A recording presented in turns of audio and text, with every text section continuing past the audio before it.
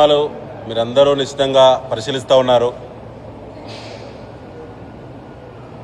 గత నెల రోజులుగా వరంగల్ జిల్లాలో బీఆర్ఎస్లో జరుగుతున్నటువంటి ప్రతి పరిణామానికి కడియం శ్రీహరి గారే బాధ్యుడు. వయసులో పెద్దవాళ్ళు, గుణం కూడా పెద్దగా ఉంటుంది అనుకున్నాడు కేసీఆర్ గారు. విలువల గురించి మాట్లాడే కడియం శ్రీహరి గారు వారి డాటర్కి కావ్య గారికి టికెట్ ఇప్పించుకొని సమన్వయ సమావేశాలు నిర్వహించి అనేక మంది ఉద్యమకారులు అవకాశం కోసం ఎదురు చూస్తే కూడా వారి అవకాశాలపై నీళ్లు జల్లి వారు సిట్టింగ్ ఎమ్మెల్యే ఉండి కూడా వారి కూతురు కోసం వారు చేసినట్టు ప్రయత్నం అందరికీ తెలుసు. గంటలోనే నిర్ణయం, నిన్న పార్టీ మారేటువంటి నిర్ణయం, దాన్ని వెనుకున్నటువంటి రాజకీయపరమైనటువంటి ఒప్పందాలన్నీ కూడా బయటికి రావడం అనేది నిజం కూడా వరంగల్ జిల్లా ప్రజలు, అది వరంగల్ జిల్లాకి ఉద్యమాల అత్యంత పౌరుషంతో ప్రశ్నించే తత్వం ఉన్నటువంటి వరంగల్ ప్రజలకు వారు నేర్పినటువంటి పాఠాలు ఇవేనా అని చెప్పి వాళ్ళు అడగదలుచుకున్నాం. పదే పదే విలువల గురించి మాట్లాడతారు శ్రీహరి గారు. అయ్యా, పార్టీ పెట్టిన కాంచి మేము ఇక్కడే ఉన్నాం. మీరు ఇతర పార్టీలో ఉన్నప్పుడు మీకు వ్యతిరేకంగా పోరాటాలు చేసినాం. మీరు ఈ పార్టీలోకి వచ్చిన తర్వాత మిమ్మల్ని భుజానేసుకొని ఊరేగించినాం. మిమ్మల్ని భుజానెత్తుకొని ఊరేగించిన లక్షలాది మంది కార్యకర్తలు,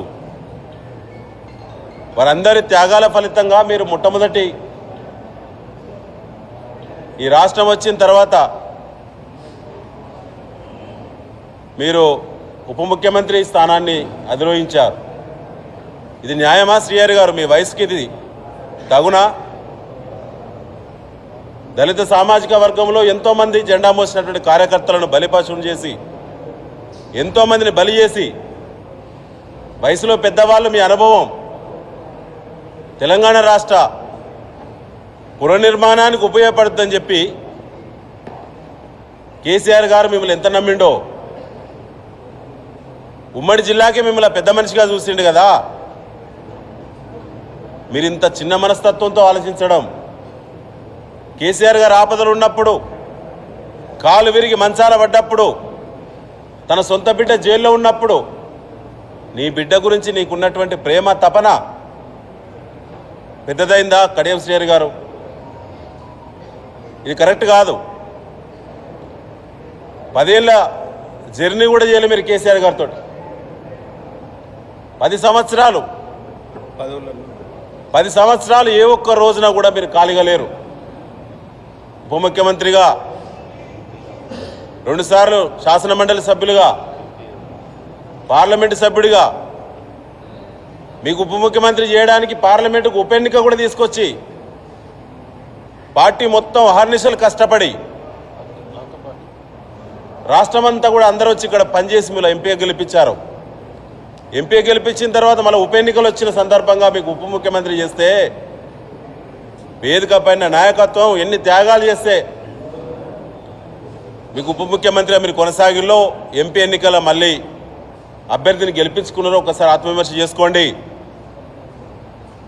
మీరు పార్టీలోకి వచ్చినప్పుడు మీతో 10 మంది రాలేదు.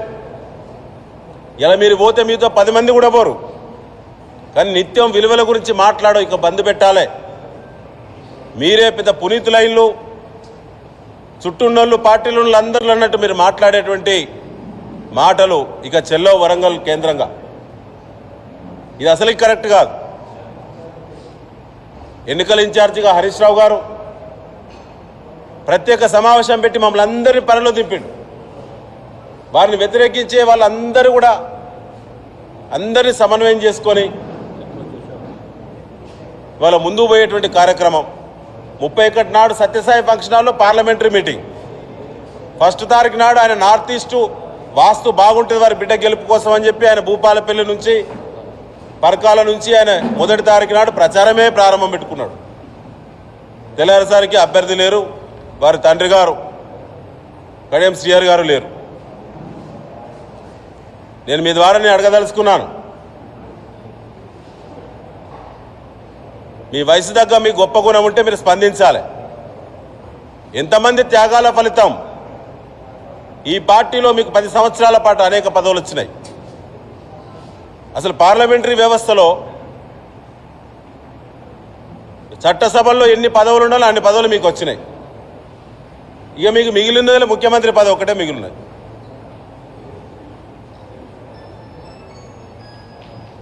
ఇదేనా మీరు కొత్త తరానికి నేర్పేది? వరంగల్ రాజకీయాలను భ్రష్టు పట్టించిన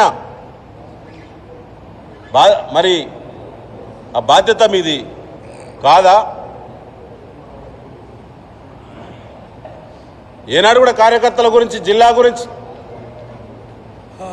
ఎప్పుడు కూడా సోయి లేదు. ఇలా మీ పదవుల కోసం ఉన్నంత సోయి కానీ ఆలోచన కానీ ఎప్పుడూ లేదు. ఇది సరైనది కాదు.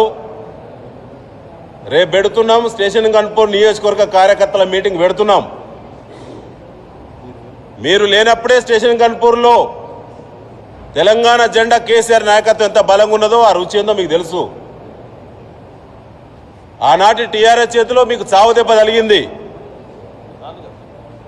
ఆనాడే గెలిచినాం.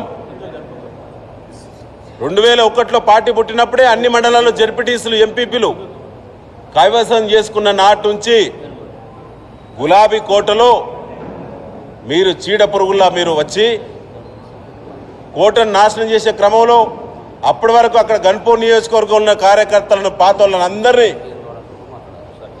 ఇబ్బందులు పెట్టిళ్ళు. ఇవాళ వాళ్ళందరూ సమయం కోసం చూస్తూ ఉన్నారు. తప్పకుండా రేపటి మీటింగ్ బ్రహ్మాండంగా సక్సెస్ అవుతుంది. అందరూ కేసీఆర్ గారు వెంటనే ఉంటారు. మీ యొక్క చిల్లర రాజకీయాలు వరంగల్ కేంద్రంగా ఇంత చిల్లర అవకాశవాదం అయితే నేను కూడా 32 సంవత్సరాల రాజకీయ అనుభవం ఉన్నది, కానీ ఎప్పుడు ఇంత చిల్లర రాజకీయాలు ఏ ఒక్క నాయకుడు ఇంత షార్ట్ టైంలో అభ్యర్థిత్వం ప్రకటించిన తర్వాత అసలు 10 ఏళ్ల కాలంలో ఏ పార్టీలో ఏ నాయకుడికి కూడా, ఇవాళ తెలంగాణ రాష్ట్రం కాదు, ఉమ్మడి ఆంధ్రప్రదేశ్ రాష్ట్రంలో కూడా ఆనాటి కాంగ్రెస్, ఆనాటి తెలుగుదేశం, ఈనాటి మధ్యలో టీఆర్ఎస్, ఇప్పుడు బీఆర్ఎస్, ఇన్ని రాజకీయ పార్టీలో ఒక నాయకుడికి 10 ఏళ్ల కాలంలో ఇన్ని రాజకీయ అవకాశాలు వచ్చిన ఒక్క నాయకుడు అన్నాడా? ఒక్క నాయకుడు అన్నాడా మీకు వచ్చిన అవకాశాలు?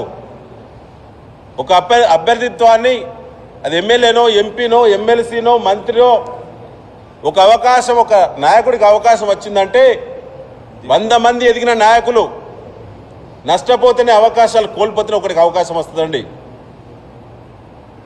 ఇవాళ వరంగల్లో ఎంతోమంది ఉద్యమకారులకు నష్టం జరిగింది మీ వల్ల, మీకు అవకాశాలు చిక్కడం వల్ల. ఈ వయసులో మీరు ఇంత దిగజారే రాజకీయాలు చేయడం, 75 ఏళ్ల వయసులో, ఇది మీకు తగునా శ్రీహరి గారు? ఈ ధర్మమేనా? ఇది న్యాయమేనా? ఆపదలున్న పార్టీని మీలాంటి అనుభవజ్ఞులు, ఆపదలున్న పార్టీకి ఇలా కేసీఆర్ గారు మంచాన పడ్డటువంటి సందర్భంగా మీరు ఎమ్మెల్యేగా ఉండి కూడా ఈ జిల్లాలో ఉన్నటువంటి కార్యకర్తలకు ఓదార్పియాల్సినటువంటి మీ పెద్దరికం ఇంత చిన్నపుచ్చుకునే చిల్లర నిర్ణయం చేస్తుందా? ఇది సరైనది కాదు. వెంటనే ఎమ్మెల్యేగా రాజీనామా పెట్టాలి. మా వినయ్ భాస్కర్ గారు డిమాండ్ చేసినట్టు ఖచ్చితంగా పెట్టిన తర్వాతనే తాను ఏ పార్టీలో పోతే తన ఇష్టం పోతే పోవచ్చు. కానీ ఇక ఎవ్వరు కూడా ఈ రాష్ట్ర రాజకీయాల్లో మీ రాజకీయ మార్పు చూసిన తర్వాత ఇక మిమ్మల్ని ఒక ఎగ్జాంపుల్గా తీసుకుంటారేమో, తెల్లారితే ఏమైందని చెప్పి.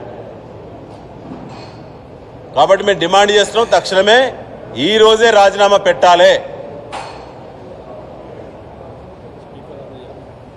ఈ రోజే స్పీకర్ గారికి రాజీనామా ఇవ్వాలి. మీరు చెప్పిన నీతి, మీరు చెప్పిన నియమాలు, విలువలు మస్తుగా చెప్పి 100 సార్లు వింటుంటే. మొన్న కూడా మాట్లాడిన అసెంబ్లీలో రేవంత్ రెడ్డి గారిని ఉద్దేశించి విలువల గురించి మాట్లాడుతూ కదా. ఇవాళ ఆయన కిందికి ఎందుకు ప్రయాణం? ఉమ్మడి వరంగల్ జిల్లా ఆనాడైనా ఈనాడైనా ఖచ్చితంగా కేసీఆర్ గారికి ఆపద కాలంలో నిలబడ్డ జిల్లా, ఆత్మస్థైర్యం ఉన్న జిల్లా, పోరాటానికి అడుగు ముందుకేసేటువంటి జిల్లా. ఖచ్చితంగా కార్యకర్తలను కాపాడుకుంటాం. ఈ పార్లమెంటు, వరంగల్ పార్లమెంటుపై రేపు అభ్యర్థులు ఎవరైనా అనేక మంది ఉన్నారు. పోతే పో 20 మంది పరిశీలనలు ఉంటే 21 పేరు. మీరు ఎమ్మెల్యే ఉన్నారు కదా, మీరు గట్టి నాయకుడిగా విలువల గురించి చెప్తాను కదా, ఇప్పుడు తెలుస్తుంది. మీలాంటి వాళ్ళను కాంగ్రెస్ పార్టీ కార్యకర్తలు నమ్ముకుంటే వాళ్ళ మధ్యలో ఎక్కడో బుడ్డముడు ఖాయం. మాకు పట్టిన గతి కాంగ్రెస్లో కూడా కొద్ది రోజులే పడుతుంది, ఖచ్చితంగా పడుతుంది. ఏం అనుమానం లేదు. జాగ్రత్తగా ఉండాలి కాంగ్రెస్ పార్టీలు. మా దాంట్లో ఏ ఇద్దరు ఏ ముగ్గురు మాట్లాడకుండా అయింది, ఇది వాస్తవం.